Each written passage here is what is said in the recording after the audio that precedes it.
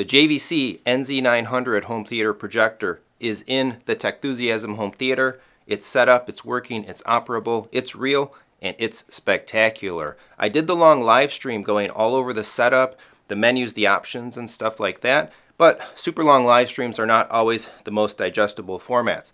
So I wanted to make this video a little more tight, a little more concise, all about the menu systems, the options, some of the settings that I have going on inside my JVC NZ900. If you're thinking about one of these projectors, if you're curious how the JVCs work, what may be new in the NZ100 series models and such that are available now, this is the video for you. We'll go through the entire menu system, the options, talk about the way that I'm running it, and some of the things and features and capabilities and all the stuff, all the things that can be found in the projector. So let's go. All right, so we're going to work right to left through the menu system. Again, I've got everything running here. Of course, you can see the Kaleidoscape Strato V UI behind. I am zoomed in a little bit more specifically on the menus itself to see. Sometimes we may be zooming out a little bit, zooming in a little bit, depending on what we want to show. So the far right option of the menu, we have 6 sections of these NZ menu systems, is the information screen. I can get to this by just pressing the info button on the remote, or it's the far right section again of the menu system. Here's just details about what's going on. Signal information using HDMI 1. I got a 4K source. I'm using the 4096 full panel width of the projector. Colorimetry, color space, HDR indication, and so on is all available here based on the signal that is being sent to the projector. We are running software version 1.02. My understanding is that this is the stable release firmware of the projector. I checked and looked. I didn't see anything newer than this. Of course, we look very much forward to seeing what JVC may do with software and firmware in the future.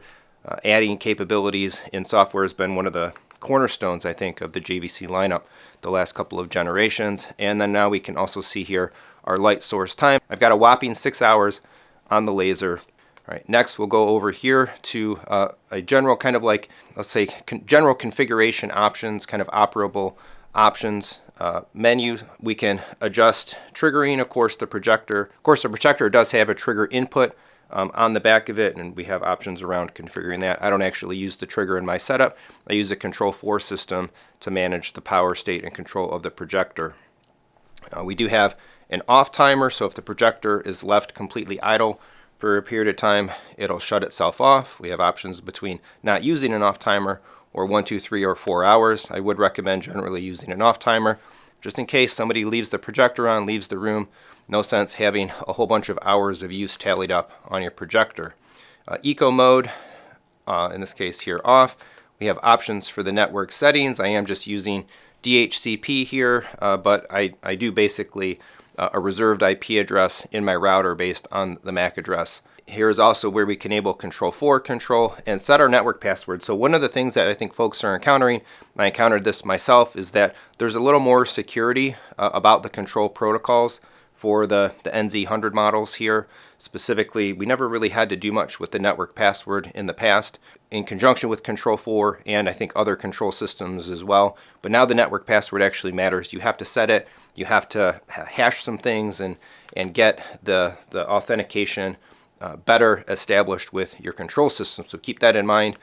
Work with your integrator, your Control 4, whoever it may be, person that's managing it. If you're doing your own control through a system, keep in mind you may have to jump through a couple extra hoops now with an NZ800, 900 type model.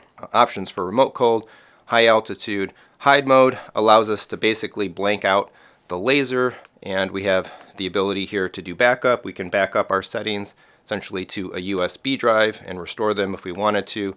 We have options to factory reset the unit as well as perform the software updates. It's unfortunate in this generation that there's still not an online download and delivery of firmware. That would be really nice. JVC, the projector, is connected on the network. It's connected on Ethernet. It would be awesome to be able to just query for and directly download for future firmware updates. As it is, when the time comes to update the projector, you will have to download the update file from JVC online, put it on a USB drive, plug that into the back of the projector, and then run the update sequencing here. And licensing is just some generic information that you're not going to read about the unit. So that's kind of our general config options. We have some other menu related details here. I can change the back color. This is basically what is the projector display when it's not displaying anything. You can choose between a blue or a black field. I just changed this here myself, but I would recommend doing black in a home theater environment. We have the ability to move the menu position. The menu that we're looking at right now can go either along the left or the right side of the screen, or dead center. I tend to opt for dead center here, mostly because I'm often in this menu, and the MadVR NV menu shows up on the left side or upper left hand side for its menu box, and then lower left side for its help information. So I put the JVC, I like my JVC menu in the middle. Signal display will put up a little bit of an overlay when signals change, basically. Input formats between HDR and SDR and frame rates and stuff like that. I do have this turned off. It was recommended to me to do so because the projector is essentially constantly always analyzing the information on the screen that it's displaying, and these overlays can impact momentarily anyway, perhaps, some of the adaptiveness, the laser dimming and stuff like that. So better to just kind of turn those things off, especially if you have a video processor. It's managing all that signal stuff anyway. You don't even need to mess with it. Logo is for startup. Yeah, may as well have it show. I like the confirmation when things are booting up that they're actually booting up.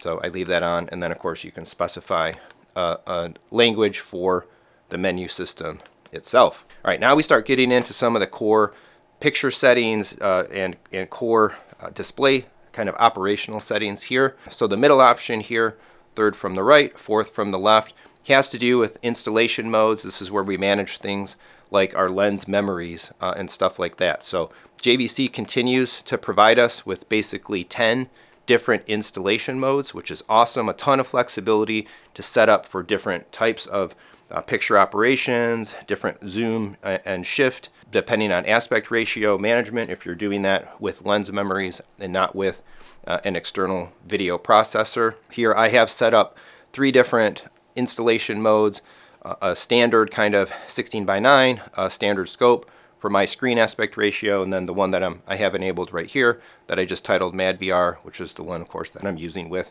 the MadVR NV. Again, if you're not using a video processor, you probably set up a whole bunch of these for a variety of different aspect ratios, particularly if you have a scope screen, allowing you to zoom up the image to fill your screen kind of top to bottom, depending, do you have constant image height, do you have constant image width? There's a lot of choices and configuration that can go into that. There are other videos about that here on the channel. Feel free to check them out. For the menu options around installation modes in the JVC, we do have the ability to edit the names, customize the names of each of these modes, as well as make a copy, which is great because if you're doing a whole bunch of installation mode setup, it's very nice to be able to set up kind of a base one, and then if you have a variation of that you want to make, you would copy the base to the variation and then make the subtle changes. If you're going to continue to do that, copy it again. It just expedites, it makes more efficient the speed of kind of setup and everything like that. We have kind of our historic options here for lens control. A lot of things very similar from the NZ900s to the regular NZ789 and even all the way back to the NX7 in many regards. So we have the ability here to focus, zoom, and shift our field of view. If I flip over to this here, I can see my focus, and as I go through these, I can see zoom, I can see shift. Now I've already done this in my setup. I've aligned everything and I've kind of sized everything up to my screen. This is a really important aspect of your overall screen setup, and this is specific to, of course, your installation mode, because essentially zoom and shift is how we fill the specific field of view that we want to fill. We can either enable or disable the image pattern when we're doing the zooming and shifting, and as well as options to lock and return to a kind of centered position. Pixel adjustments has to do with panel alignment. There are a whole depth of options in here to be able to align the panel from full field to sections and red and blue and so on. From a very simple perspective, one of the things that we really want to do with these projectors, the simplest way to do it is you do want to check out your general pixel alignment. Get up close to the screen, look at it, kind of look over the full field.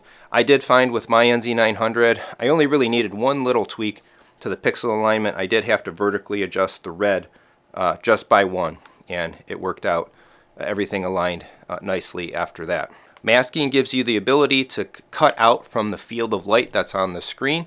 and I am using masking here. I need to do a little bit more. You can kind of see my top mask is 97, my bottom mask is 108. It's because I ended up, I think, with a shift that was a little higher than it was lower. Doesn't really matter with the Mad VR. I don't want to get into that specifically. I do want to, when I use the projector, when I use it in these modes, I don't like the light spill kind of going off the top of the screen and off the bottom of the screen. So when I get everything nice and set, I get everything nicely aligned, I will mask right up to the edge of the pixel edge of the screen, basically. And then again, that turns off any potential for light overspill above and below the screen.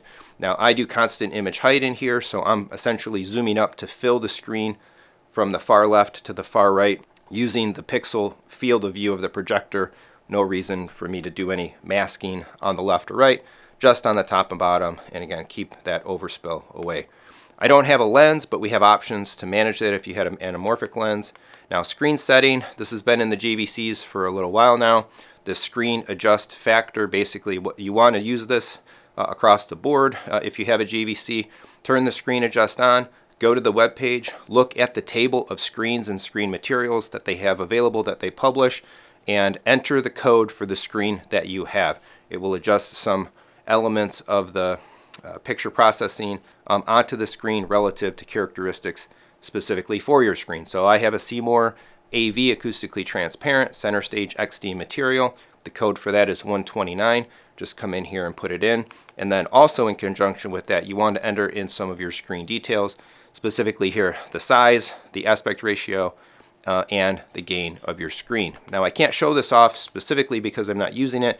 We can see down below the theater optimizer is disabled. That has to do with some of the HDR picture processing that the JVC itself can do. I'm using my Mad VR for that kind of processing, and so I'm not double dipping between having the Mad VR do stuff and having the JVC do stuff. If you didn't have a video processor, I would highly recommend going in, enabling, configuring the theater optimizer within your setup. Installation style has to do with how is the projector specifically installed. Is it in front of the screen, behind the screen, ceiling mount, or a table mount? So my option here for me is just regular front. Keystone, man, don't use this. Spend the time, get the projector field aligned, shift and zoom it into the proper location. Keystoning will degrade your image quality. And then aspect ratio gives us here the option to do zoom, which if you didn't have a video processor, allows you to access the entire 4096 pixel width of the actual panels, the actual image that the JVC throws.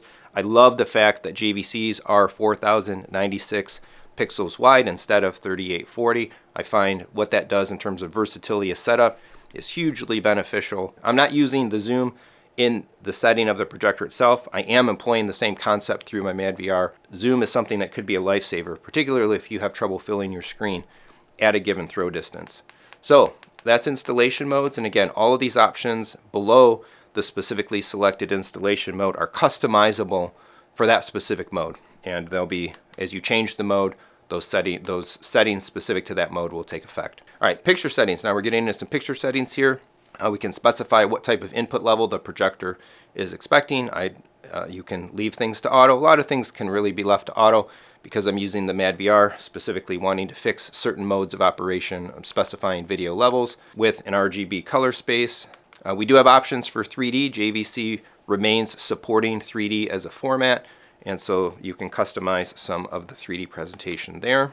Auto picture mode select gives us the ability, again, based on is it HDR incoming, SDR, etc., which of the picture modes available to us do we want to employ. We have user settings if the projector is being specifically manually calibrated, as well as a variety of other presets. Now, of course, one of the major selling points of these JVCs is the frame adaptive HDR, a killer feature. And if you're not using a video processor to do your HDR processing ahead of the projector, you absolutely want to be using frame adapt HDR for your HDR content.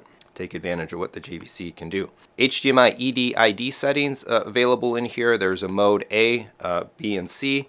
These affect what the JVC is essentially telling the components downstream of it that it's capable of. Mode A is for the full HDMI 2.1, 48 gig per second. We can cut down from there. If you're having trouble signaling problems and stuff like that, you may want to try some different HDMI EDID settings, and then an option for how do we engage filmmaker mode, or how does the projector treat filmmaker mode. Again, I have this set to manual. Depending on your setup, you may want to take advantage of filmmaker mode, leave that to auto. The last one we're going to look at, the first menu option here, is really the final details or the core details of the picture settings. Now this menu is more specific to the incoming signal, so it does take a look at its content type. In a lot of cases, you're going to want to leave this to auto. Again, I have very special setup involved with the MadVR Envy. We can tweak the specific picture mode that's active at this moment here as well, in addition to a whole bunch secondary menu of more picture settings. Here is where we can adjust the laser power. I've started off running this at 100. Keep in mind that the more laser power you apply, the warmer it's going to get, and the fan curves will ramp up as well. The projector could get a little bit louder. I have a feeling I'm going to settle at something less than 100, maybe one tick, one fan section or speed less than how the fan spins up at 100, but for now I'm leaving it here. And I also do want to do a bit of a comprehensive review of what does it mean for how much brightness you get out of the projector relative to a variety of these settings.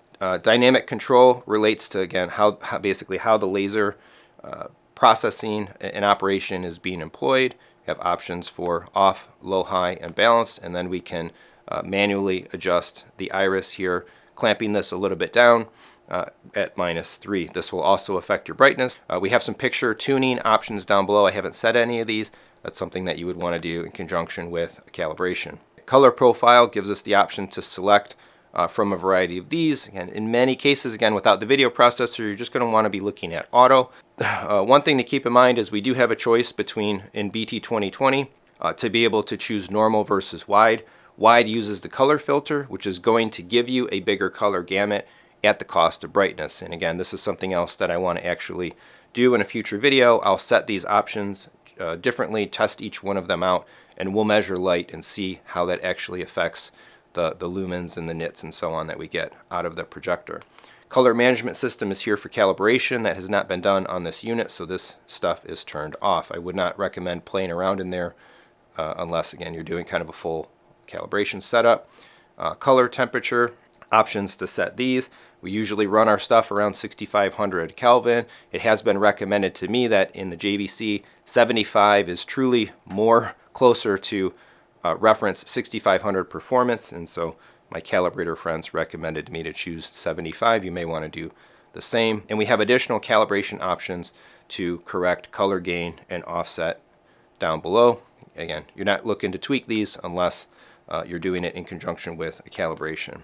Gamma here, 2.4, is generally where we go for in a lot of home theater setups, so that is a fixed value. That could also be calibrated separately. And again, more correction values and calibration, detailed technical calibration options down below here as well. All of mine are just continuing to be set to the defaults. E-shift options. These projectors capable of the 8K E-shift. I have it turned off right now. This is something I need to play with. I want to turn it on, turn it off, and see whether I like it, whether it adds something, or whether I may not in fact use it.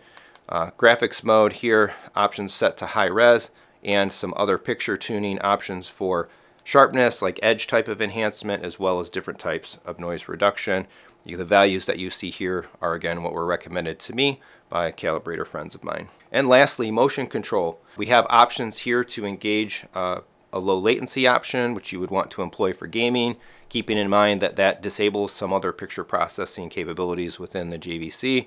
And we have options for clear motion drive and motion enhance. I have all of this stuff turned off. In my setup, if I want to use motion interpolation or motion enhancement stuff, I will do it in the MadVR. If you don't have a video processor, particularly you don't have a MadVR capable of motion AI and some of those other things, you may want to turn a little bit of this stuff on. Turn it on like low options perhaps, rather than high, but experiment with it, take a look at it, run some demo material through with the different settings and see what appeals to you. So there we go. There is your comprehensive run through of the JVC NZ900 menu system. Again, we've had this kind of menu system present in the JVC since pretty much like the NX7 generation. Similar look, similar style, only new options and capabilities added as we went into the NZ generation and now into the NZ800, NZ900, and who knows what models may follow on from there. I hope this was helpful to you. If this gives you some guidance perhaps in terms of settings that maybe you're not taking advantage of, understanding some things to make sure that you get them set up right. And again, some of the specific options in there were recommended to me by a calibrator friend of mine, Sammy Prescott Jr., whose expertise and opinions on this stuff I trust. If you're looking to get in any of this stuff, you want to buy one of the new JVC projectors or maybe some other stuff, Techthusiasm is an authorized dealer for Kaleidoscope for JVC, and I'm adding a variety of other brands into my lineup as well as having some awesome business partners that I work with to help folks out. I do consulting sessions for home theater. I love to give advice, give my opinions, help folks spend money, save money as efficiently and effectively as possible. If you're looking to do some stuff in your home theater, you're looking to build a home theater space, make some upgrades, please reach out to me first. Feel free. Let's chat. I'm happy to give my thoughts and opinions. If I can help you out, awesome. And that's probably the best way to support the channel as well. If I can't do it, I can refer you over to somebody that can. If you'd like to do anything else to help me out, take a look down in the description. There's links down there to Amazon, Target, Best Buy, Newegg, and a variety of other simple and direct web affiliates. Become a channel member, leave a super thanks, a PayPal Venmo tip, whatever it might be. It's all very much appreciated. Otherwise, please do all that regular YouTube stuff. Like, subscribe, hit the bell, share the video, leave a comment. Let's discuss the JVC NZ900. Do you have some favorite settings, some specific settings that you use with your JVC projectors that you found to be really good? Sound off in the comments, share them, and let's discuss. Thanks so much for watching. Come on back for more home theater discussion and fun.